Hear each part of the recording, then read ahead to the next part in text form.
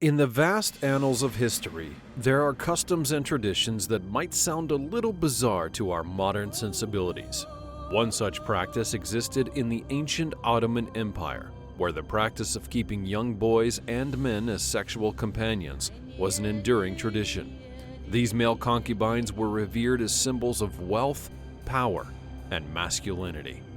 The Ottoman Empire, spanning 3 continents and encompassing diverse cultures, was renowned for its love of beauty and profound appreciation for the arts.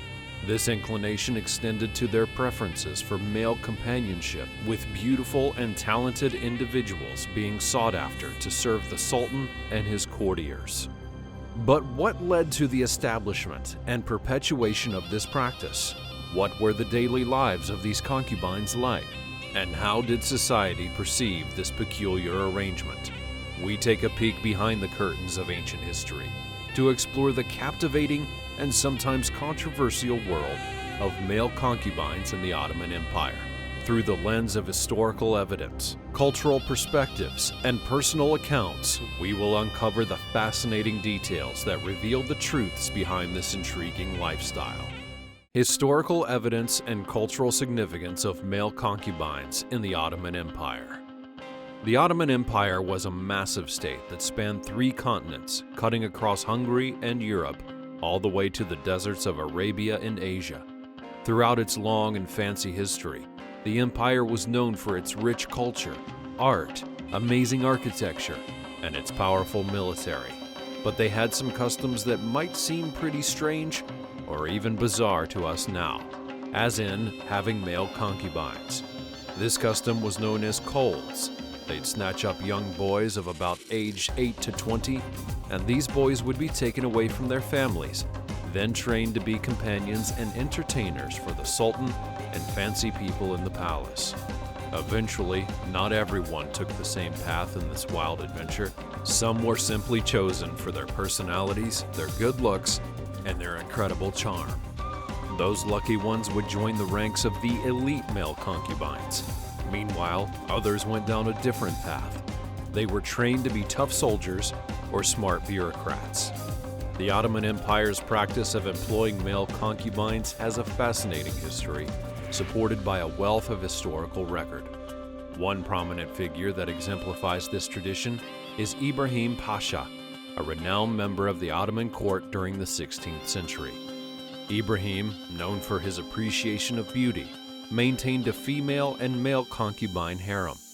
His fondness for his male concubines was very widely recognized, so much so that it inspired the creation of numerous enchanting songs and ballads within the enchanting world of the Ottoman court. Another well-known prolific figure in the history of the Ottoman culture is a male concubine of the Ottoman court, whose name was Kosum, a young boy selected to be a concubine for Sultan Ahmed I in the early 17th century. Kosum was still a young child at that time and was renowned for his stunning good looks and extraordinary musical talent. Hence, the Sultan immediately took a liking to him. Sadly, his life would be cut short when envious court members would murder him, prematurely ending his life. The Ottoman Empire's utilization of male concubines is extensively documented and supported by various sources. For starters, the Annals of the Turkish Empire, an Ottoman historia, penned by Mustafa Neymar, delve into great detail about the role of male concubines within the empire. Additionally, European visitors who had the privilege of attending the Ottoman courts left behind captivating memoirs and letters which would vividly describe the male harems. Not only are there textual sources, but archaeological evidence also confirms the existence of male concubines in the Ottoman court. Take the Topkapi Palace in Istanbul, for instance, the principal abode of the Ottoman sultans. Nestled within its walls was a section that was known as the cage. This designated area served as a residence for the male concubines. Remarkably well preserved over the years, the palace section is now open to the public, allowing everyone to experience firsthand the historical authenticity of the male concubine tradition in the Ottoman Empire. Upon selection to serve in the palace, the young men were taken to a separate area called the cage.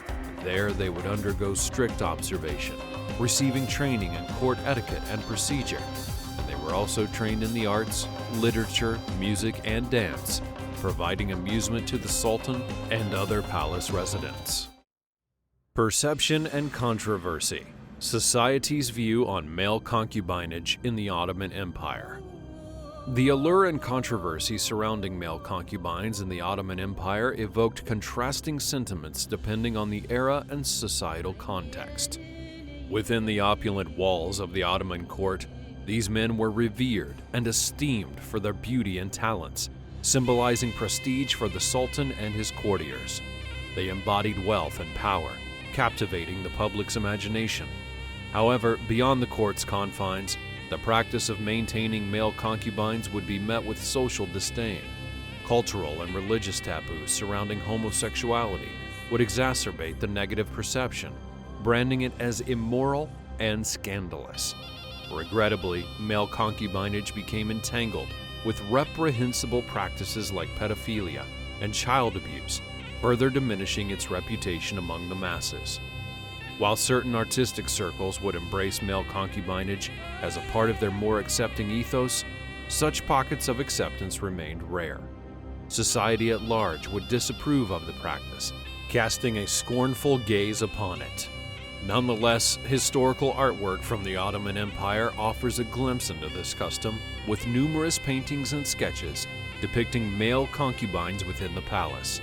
These visuals provide valuable insights into the role that these men played in Ottoman society. Decline and abolition. The impact of modernization on the practice of male concubinage in the Ottoman Empire. In the opulent palaces, things became heated between the male concubines and their masters. It was not only about serving, but there were also some emotional connections happening as well. And let's not forget that sex was definitely part of the deal.